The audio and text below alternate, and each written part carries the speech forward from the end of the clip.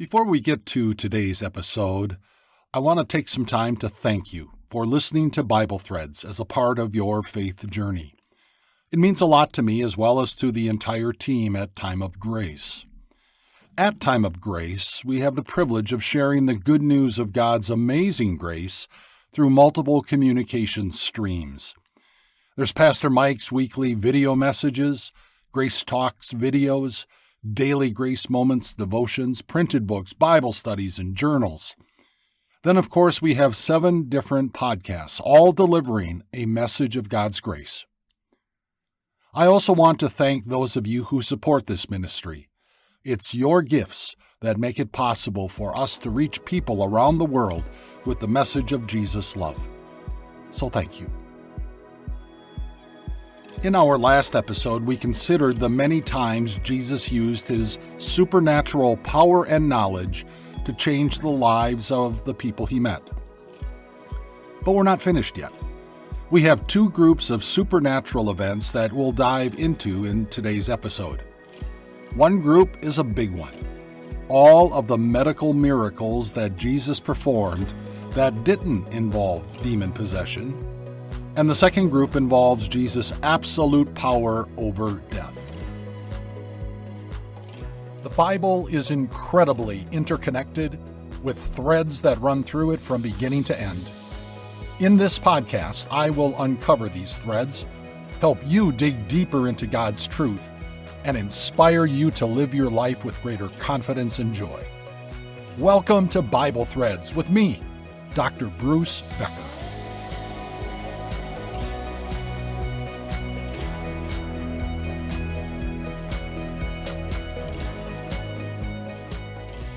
Guess what?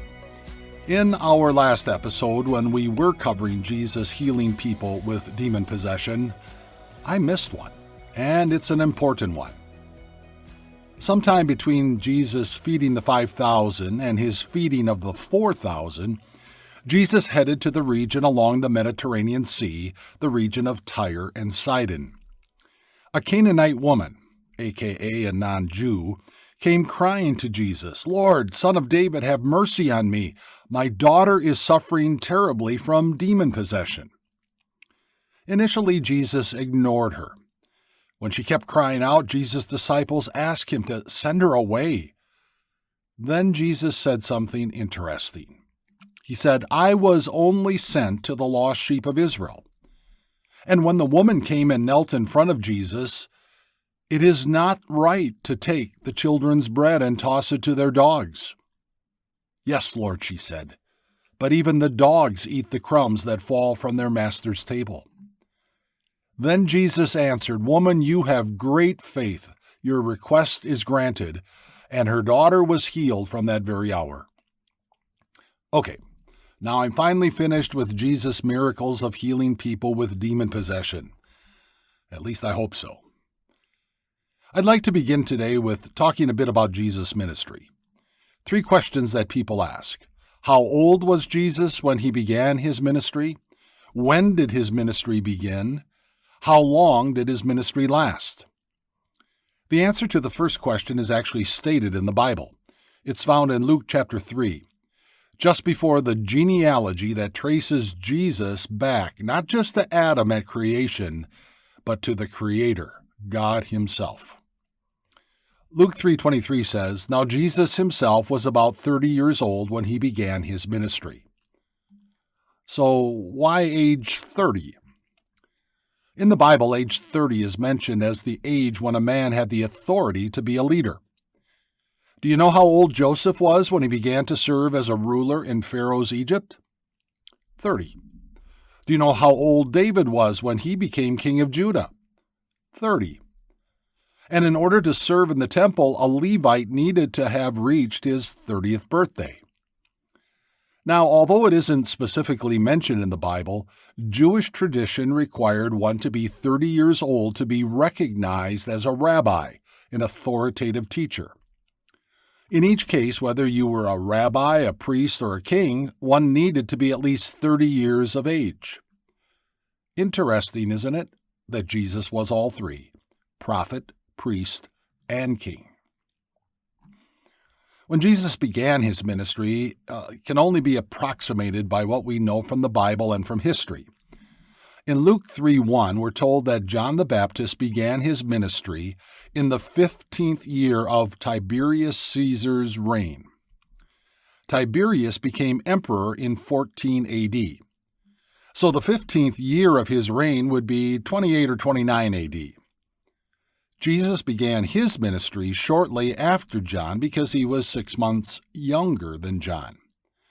So 29 AD is likely when Jesus began his ministry. Many Bible scholars suggest it was late summer of 29 AD. We find the reason for that thinking in the answer to our third question. We don't have all the information we might like to answer how long Jesus' ministry lasted. Let me explain. According to John's Gospel, Jesus attended at least 3 annual feasts of the Passover during the course of his ministry.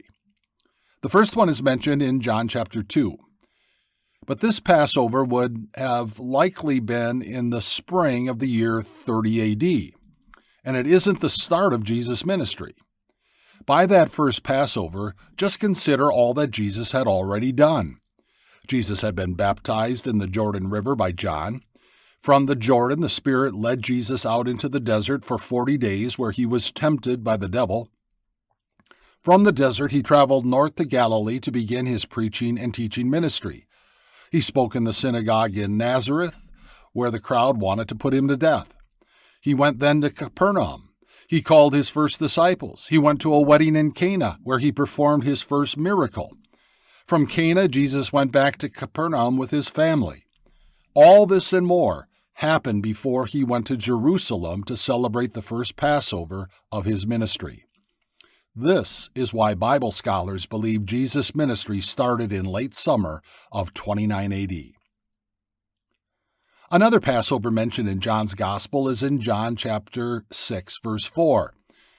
However, many Bible scholars believe that because of all of the places Jesus traveled to during his ministry, and all of the teaching and all of the miracles and all of the interactions with the Jewish religious leaders, that there was another Passover between the one mentioned in John chapter 2 and John 6. The last Passover mentioned in John's Gospel in chapter 11 occurred right before Jesus' crucifixion and death. Then, to the timeline, we need to add 40 days after Jesus' resurrection. So, if there were only 3 Passovers that Jesus celebrated during his ministry, that would mean his ministry lasted about 2.5 years.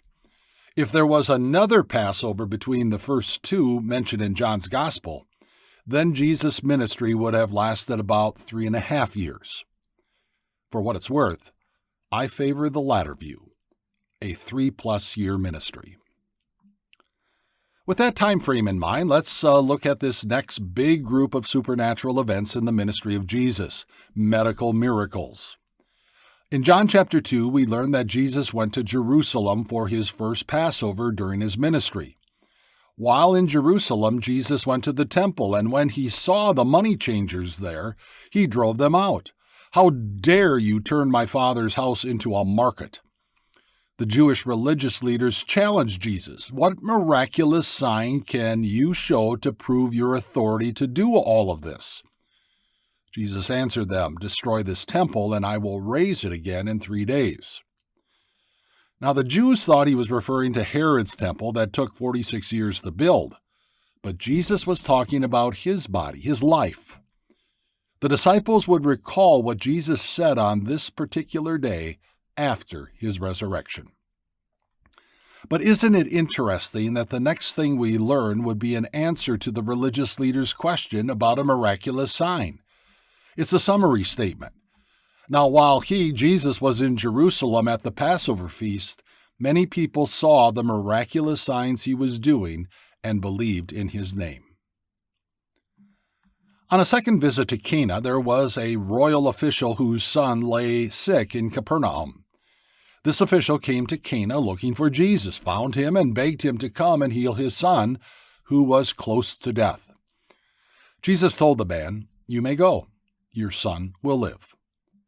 The man took Jesus at his word and headed home. I'm just amazed at faith like that. On his way home, the official servants met him with the good news that his son had gotten better at the exact time that Jesus had said, "Your son will live." By the way, this was the second miracle that Jesus performed, the first two being in the town of Cana. Recall when Jesus went to the synagogue in Nazareth from our last episode?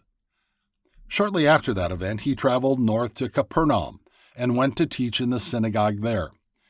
This is where Jesus healed his first demon-possessed man, whom we also mentioned in our last episode. After leaving the synagogue, Jesus went to the home of Simon, who would later get a new name from Jesus, the name Peter. At Simon's house, we meet Simon's mother-in-law, who was suffering from a high fever. The family asked Jesus to help her. So Jesus bent over her and rebuked the fever, and it left her. She got up at once. Jesus rebuked demons who were possessing people, and here he rebukes the fever of Simon's mother-in-law. To rebuke someone or something means to express strong disapproval or to denounce.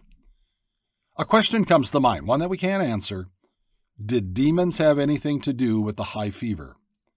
The Bible doesn't tell us.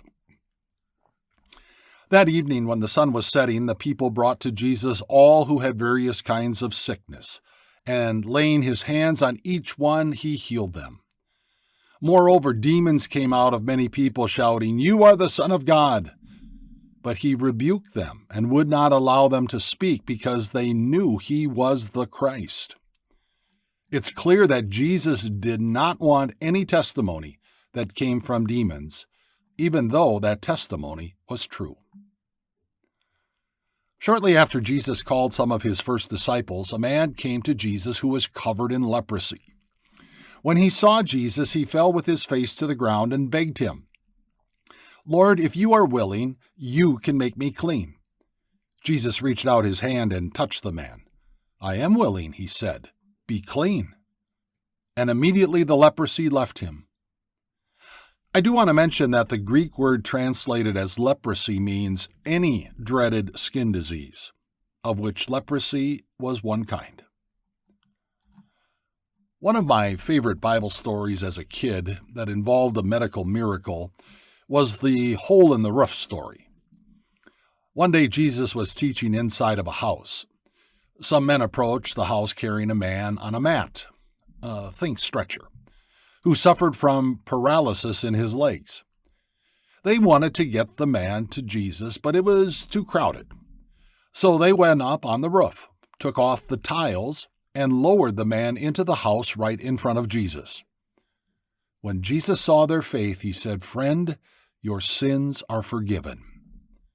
Which got some Pharisees and teachers of the law thinking to themselves. Jesus knew what they were thinking, so he asked them, "Why are you thinking these things in your hearts?" Did you catch that? Jesus can read hearts. Which is easier to say, "Your sins are forgiven," or "Get up and walk"? So that you may know that the Son of Man has authority on earth to forgive sins, he said to the paralyzed man, "I tell you, get up and take your mat and go home." And he did.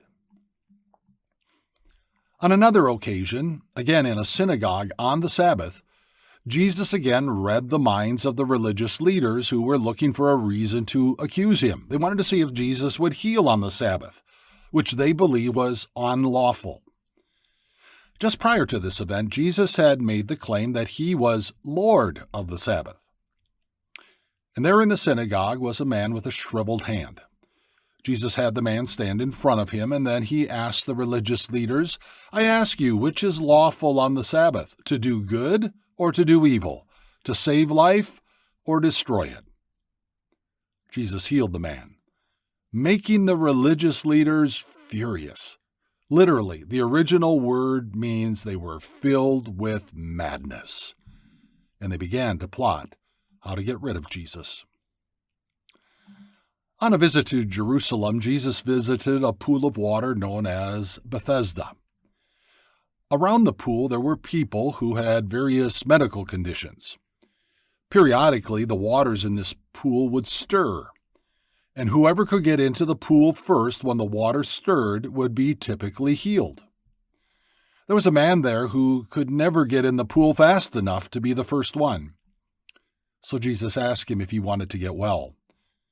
Then Jesus told him, "Pick up your mat and walk." Jesus performed this medical miracle again on the Sabbath, and you can imagine the religious leaders' reaction when they heard about it.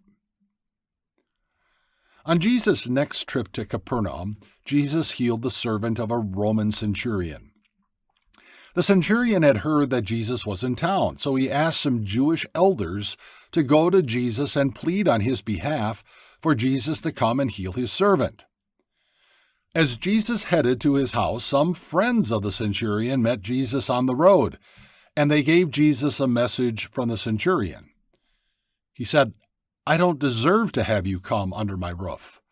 Just say the word, and my servant will be healed."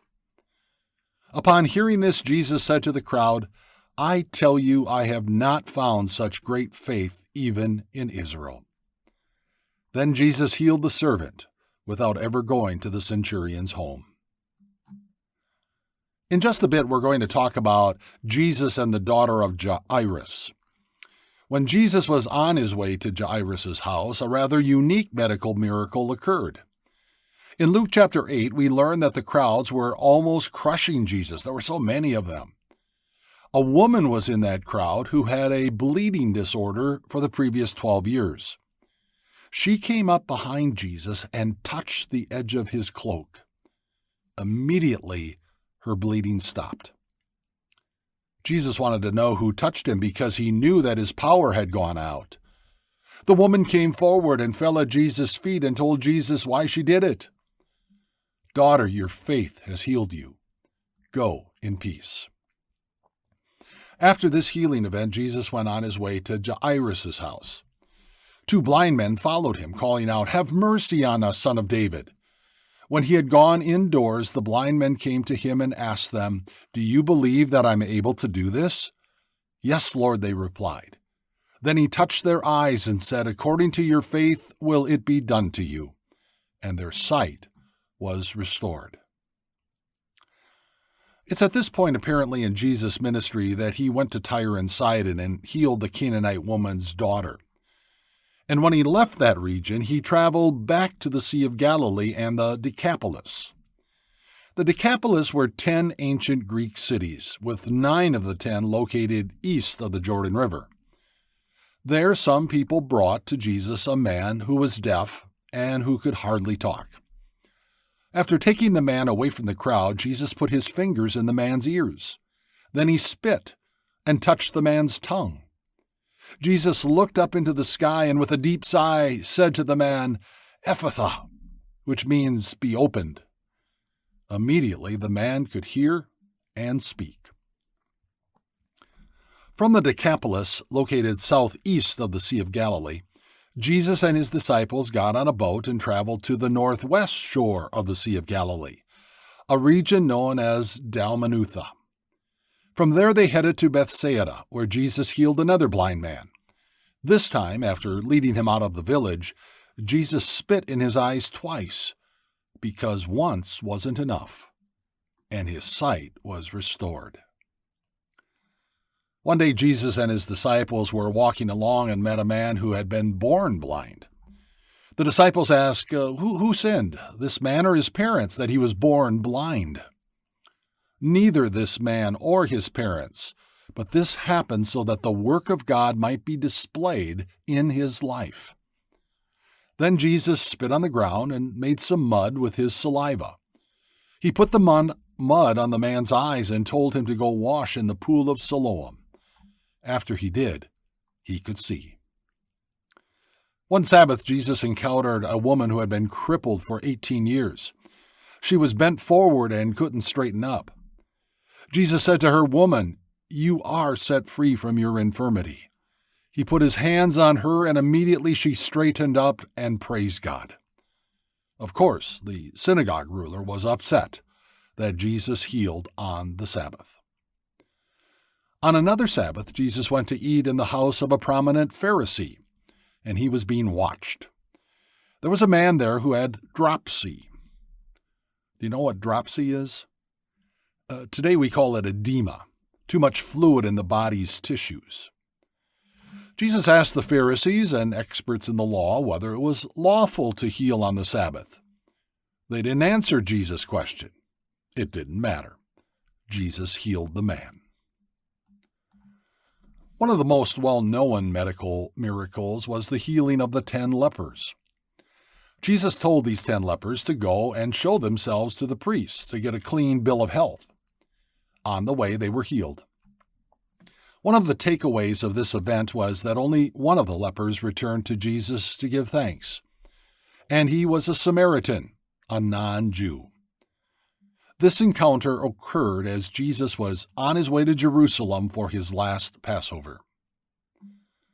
Another encounter that Jesus had on his way to Jerusalem involved 2 blind men. Jesus touched their eyes, and they could see. What's noteworthy is that both men joined the crowd in following Jesus. The last medical miracle in Jesus' ministry occurred in the Garden of Gethsemane as Jesus was being arrested. Peter had whipped out a sword and cut off the ear of one of the high priest's servants. Jesus reached out, touched the man's ear, and healed him. Now, in addition to all of these specific medical miracles, there are 9 times by my count when there aren't any specifics mentioned, but just the statement that Jesus healed many in this place or that place. Do you ever wonder how many people Jesus actually healed? The last group of supernatural events in the life and ministry of Jesus are matters of life and death. In Luke 7, we read that one day Jesus was entering the town of Nain. This was early in his ministry. A funeral procession was coming out of the town. The only son of a mother had died. Jesus stopped the procession, touched the coffin, and said, "Young man, I say to you, get up." And he did. One day, a man by the name of Jairus came to Jesus asking him to heal his daughter who was dying. Jesus headed to Jairus' home along with Jairus and the crowd. Remember, this is where the woman with the blood disorder touched Jesus' robe and he healed her. After that, a servant came to Jesus and Jairus and said, "Your daughter is dead." Jesus continued on to Jairus' home. People were crying. Jesus told them to stop crying because the girl wasn't dead, just sleeping. And the people laughed at Jesus. But they stopped laughing when Jesus took the girl's hand and said, "My child, get up." And she did. Only John's Gospel account records the events involving Lazarus, his sickness, and his death. Lazarus lived in Bethany, a small town just outside of Jerusalem, along with his sisters Mary and Martha. They were dear friends of Jesus. Word came to Jesus that Lazarus was sick, and Jesus stayed where he was for 2 additional days before heading to Bethany. When he did arrive, Lazarus had since died and had been in his grave for 4 days. Jesus told the people to open the grave. "Lazarus, come out!" And the dead man came out, his hands and feet wrapped with strips of linen and a cloth around his face. Jesus said to them, "Take off the grave clothes and let him go." Jesus had the supernatural power even to restore life to dead people. And he's going to do that on the last day. The intersections between the natural and the supernatural occurred more frequently during the life and ministry of Jesus than anywhere else in the Bible. But that shouldn't be surprising to us. It's what happens when the God of heaven steps into the world of the Bible. Our next episode will be the final one in this series. In it, we'll cover the remaining supernatural intersections occurring in the rest of the New Testament, namely the book of Acts and the epistles, or better known as the New Testament letters. If you have any questions about this podcast, please email me at bruce@timeofgrace.org. I'd love to hear from you. And again, if you want to learn more about the life and ministry of Jesus, go to our Grace Talks videos at timeofgrace.org. There are plenty to choose from, and they're really good. Thanks for listening, and God bless.